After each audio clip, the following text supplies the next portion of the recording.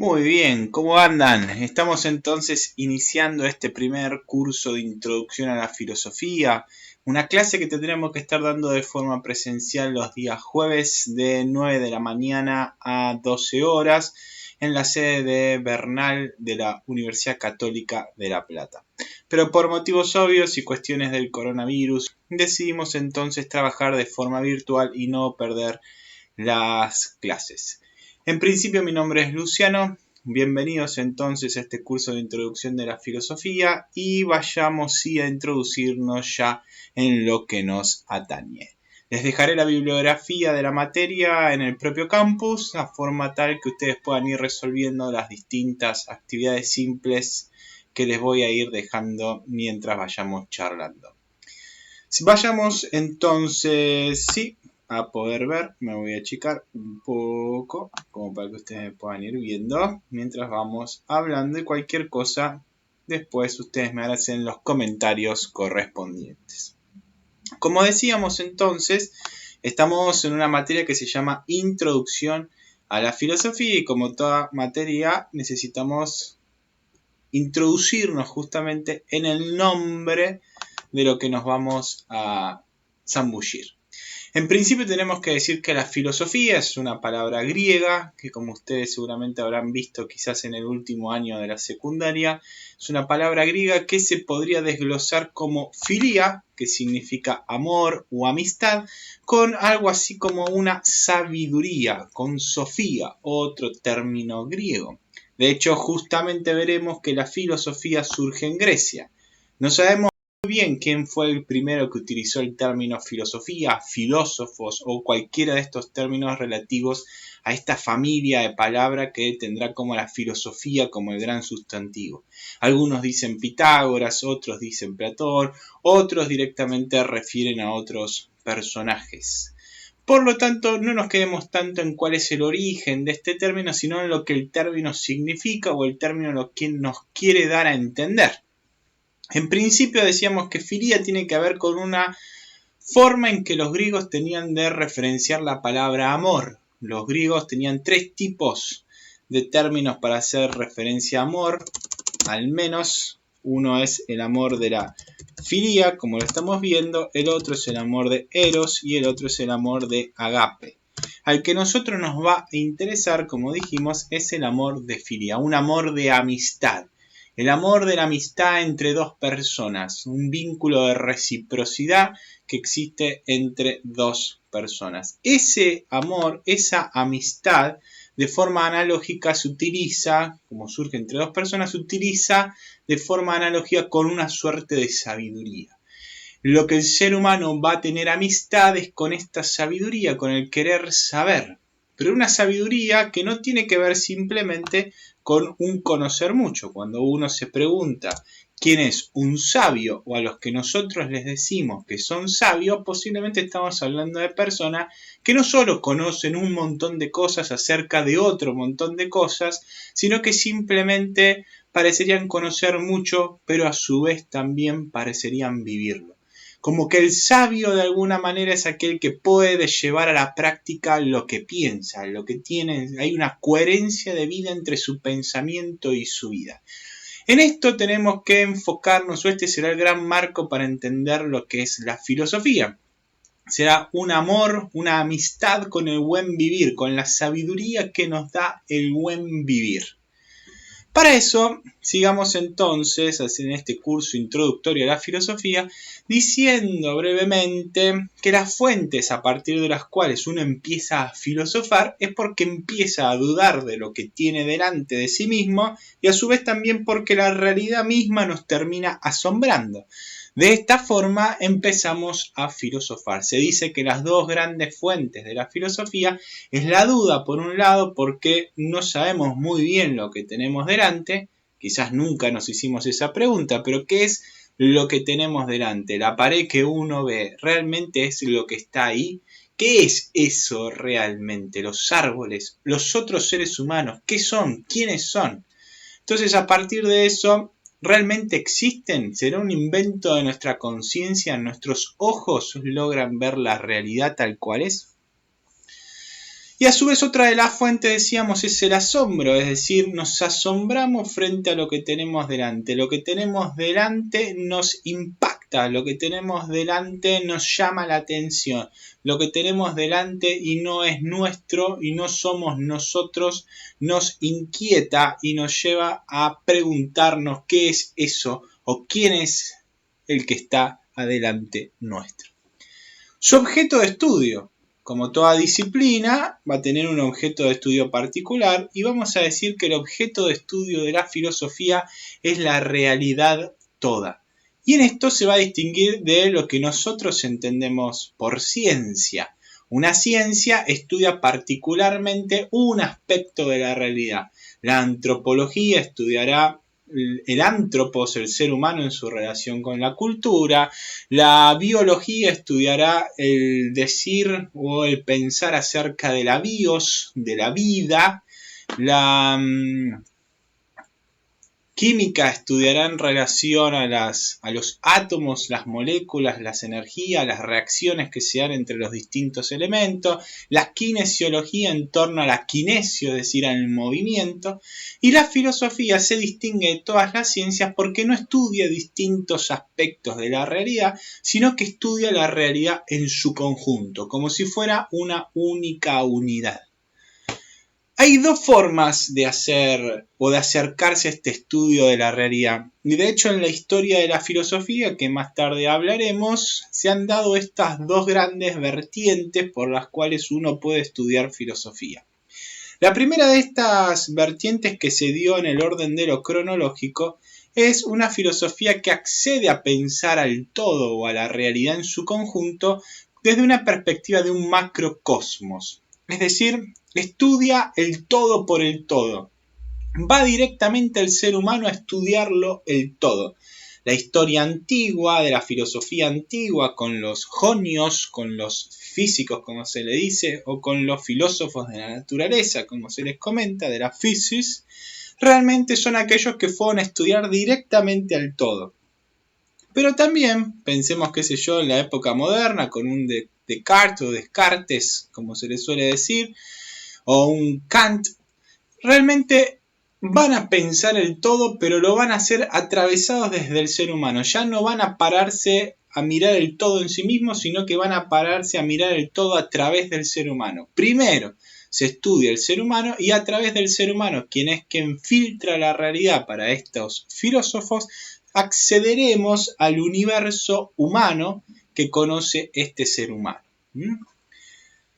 Pero este acercamiento a esta realidad, ya sea por el microcosmos, ya sea por el macrocosmos filosófico, se hace desde una perspectiva meramente racional y de ahí se va a alejar de lo que uno puede considerar el mitos, de ahí se puede alejar de lo que uno considera como el arte, pero eso ya veremos y aquí tendremos una actividad que ahora a continuación les explicaré. Nos permite acceder a la realidad desde un punto de vista particular. No vamos a acceder a la realidad desde las sensaciones que nos genera la realidad, no vamos a acceder a la realidad desde una cuestión de fe o religiosa, sino que nos vamos a introducir o a leer la realidad desde nuestra capacidad de razonar. Por lo tanto, resumiendo, la filosofía entonces es amor o amistad con una sabiduría de vida.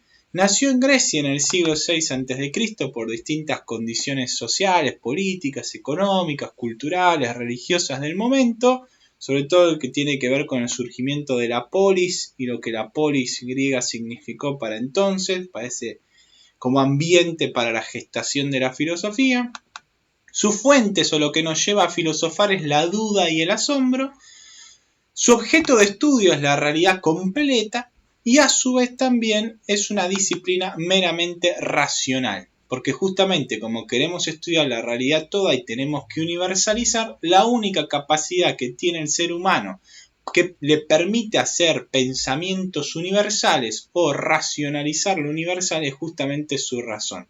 No hay ninguna otra determinación del ser humano que le permita, o capacidad que le permita universalizar. Cuando usamos nuestra empiria o mejor dicho, nuestros sentidos captan la empiria, aprenden la empiria, lo que tenemos adelante, una silla, una mesa, un árbol, el agua cuando nos bañamos, básicamente es esa agua, ese árbol, esa piedra, esa silla, esa pared. Pero cuando pensamos con la razón, ya no estamos hablando de tal o cual piedra particular, sino que estamos hablando de la piedra en el sentido universal, de la silla en su sentido universal, o a su vez también del agua en su sentido universal. Sigamos esto después reflexionándolo. Una primera actividad, como para que nosotros podamos seguir entendiendo, se va a decir que la filosofía en esta Grecia del siglo VI a.C. inicia con un famoso paso, que se le dice así, paso del mitos al logo, o del mito al logo.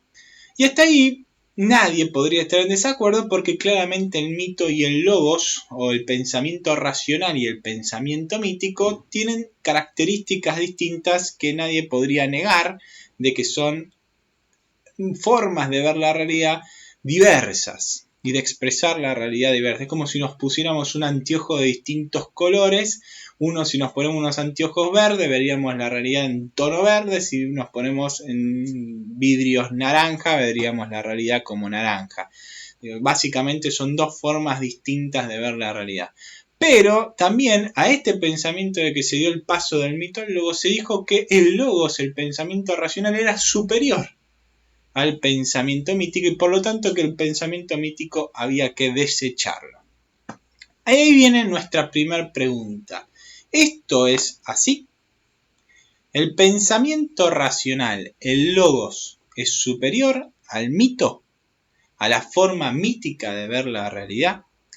Bueno, busquemos en diversas fuentes bibliográficas que les voy a dejar seguramente en el campus, a fin de que ustedes puedan describir estas dos corrientes. Una corriente nos va a decir que sí, efectivamente, el mito es un pensamiento más arcaico que el pensamiento racional y que el pensamiento racional es superior al pensamiento mítico. Mientras que otro tipo de acercamiento a este origen de la filosofía nos va a decir que si bien son dos cosas distintas, la filosofía no deja de echar raíces, aunque sea en algún punto, dentro de la cuestión mítica, y que va a reflexionar acerca del mito y del logos como dos formas de acercarse a la realidad, pero que en algún punto siguen unidas. Como que el logos o el pensamiento racional filosófico termina obteniendo determinado, reflexionando a partir de determinado contenido que le puede dar los mitos. Pero ustedes vean la bibliografía o busquen diversas fuentes bibliográficas serias y a partir de eso expongan estas dos grandes corrientes. El mito es inferior al logos y el mito y el logos son dos formas distintas de ver la realidad. Ninguno es superior o inferior al otro.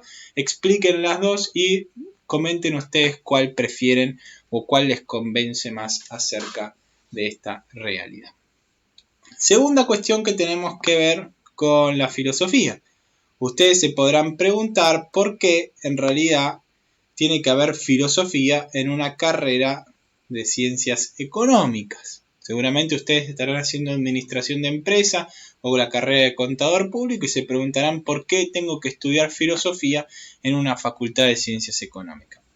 La respuesta es porque, voy a ir primero a los ejemplos y después vamos a ir a los fundamentos. Un sistema económico, claramente, o transacciones económicas, o el pensar económico de la realidad, está constituido atravesado por la filosofía. La filosofía termina atravesando todo tipo de pensamiento, todo tiene fundamentos filosóficos porque justamente como concibamos esta realidad, vamos a concebir las demás cosas particulares de esa realidad. Una cosa es tener un sistema económico donde pensemos en una antropología individualista, donde solo importe el individuo particular, donde no me importe el que tengo al lado, donde los valores en realidad sean valores que yo dispongo, que no existe nada escrito ni hay ninguna ley natural que nos dice qué es lo bueno y qué es lo malo, por lo tanto la regla la dispongo yo.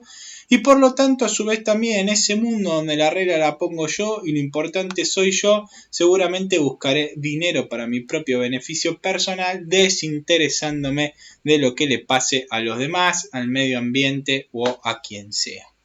Mientras que si tenemos un sistema económico o un pensamiento económico, una concepción económica desde una antropología donde vivimos en sociedad, donde el otro sí importa, donde hay una ética, por lo menos si no es ley natural, consensuada entre todos para el bien común de la humanidad, realmente, o el bien común de ese cuerpo social y después de la humanidad, claramente esa economía será otro tipo de economía con otro tipo de criterios para desarrollarse.